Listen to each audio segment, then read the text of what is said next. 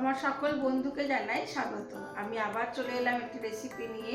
রেসিপিটি দেখুন, দেখে ভালো লাগলে লাইক শেয়ার কমেন্ট অবশ্যই করবেন।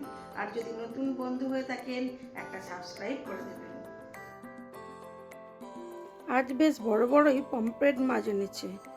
আজ ভাবছি একটু দিদার মতো করেই পমফ্রেট মাছটা রান্না করব। আমার দিদা কোনো মাছেই পেঁয়াজ দিয়ে রান্না করতেন না, কিন্তু তার স্বাদ হতো অসাধারণ। সে স্বাদ আমার আজও মুখে লেগে আছে। দিদার হাতের একরকম রান্না, ঠাকুমার হাতের একরকম রান্না, আর মায়ের হাতের রান্না। মায়ের হাতের রান্নার তো তুলনাই হয় না। আজ এটা করব সর্ষে আর কাঁচা লঙ্কা বাটা, আর দেবো অল্প একটু পোস্ত বাটা। সর্ষের তেলেই করব। মাছটা খুব ভালো করে ধুয়ে নুন হলুদ মাখিয়ে নিয়েছি। এবার এগুলোকে কড়া করে ভেজে তুলে নেব। আমার দিদা যেমন মাছের মধ্যে একেবারেই পেঁয়াজ ব্যবহার করতেন না আর বাটা মশলায় করতেন, সেরকম ঠাকুমাও কিন্তু বাটা মশলাতেই রান্না করতেন, কিন্তু পেঁয়াজ দিতেন।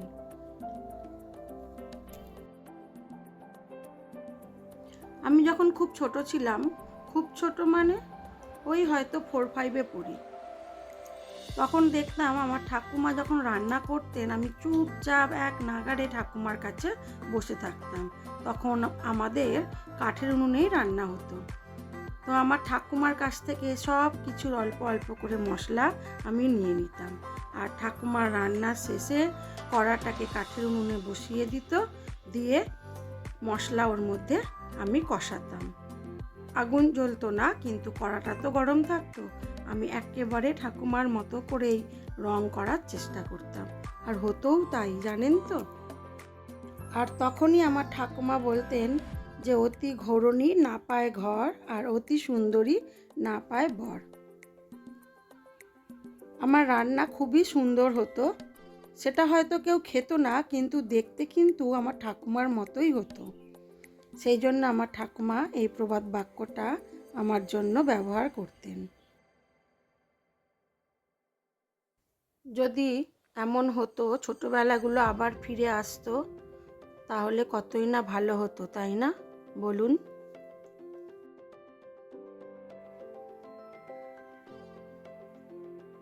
আমার মাছগুলো প্রায় ভালো করেই ভাজা হয়ে এসেছে। এবারে আমি মাছগুলোকে তুলে নিয়ে বাকি মাছগুলোও একইভাবে ভেজে নেব।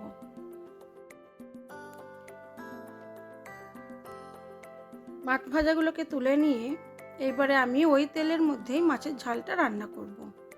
আর আমি এখানে একটু কালো জিরে ও কাঁচা লঙ্কা ব্যবহার করব ফোড়নের জন্য।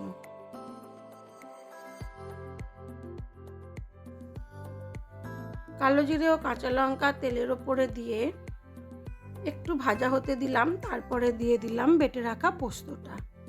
পোস্তটাকে হালকা নেড়ে নেব। আরও 2টো কাঁচা লঙ্কা দিয়ে দিলাম।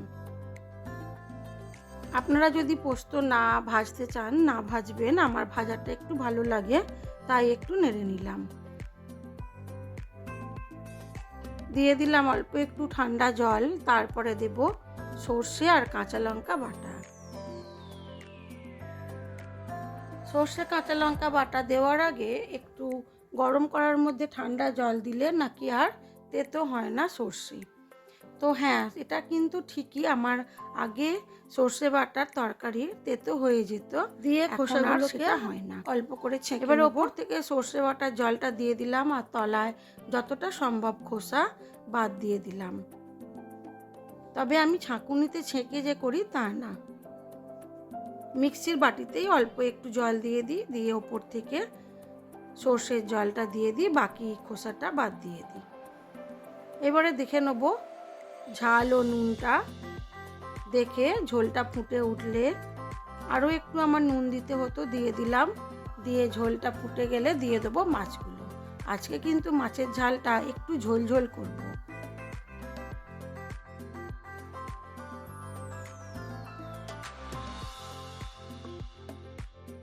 ঝোলটা ফুটে গেছে, এবারে মাছগুলো দিয়ে, যেহেতু আমার মাছগুলো খুব ভালো করে ভাজা আছে তাই বেশিক্ষণ ফোটাবো না, একটু আঁচ কমিয়ে মিনিট 5-7 হতে দেব, দিলেই হয়ে যাবে আমার পমফ্রেট মাছের ঝাল। খেতে কিন্তু অসাধারণ হয়েছিল আজকের এই পমফ্রেট মাছের ঝালটা। আমি একটু ঝোলঝোলি রেখেছিলাম।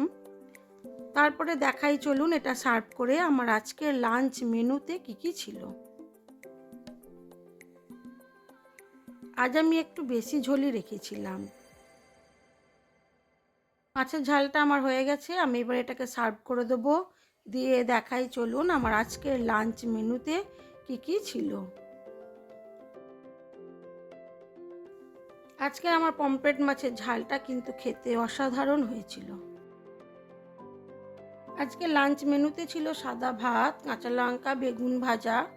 বেগুন ভাজা থাকলে কাঁচা লঙ্কা দিয়ে খেতে বেশ লাগে। আর ছিল বরবটি, কুমড়ো, সব রকম সবজি দিয়ে, চিংড়ি মাছ দিয়ে একটা তরকারি, ছিল মসুর ডাল, আর ছিল পমফ্রেট মাছের ঝাল, আর ছিল আমের চাটনি। আজ এইটুকুই ছিল।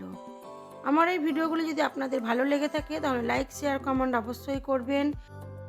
আর যদি নতুন বন্ধু হয়ে থাকেন একটা সাবস্ক্রাইব করে দেবেন। সবাই ভালো থাকবেন, সুস্থ থাকবেন, নিজেদের খেয়াল রাখবেন।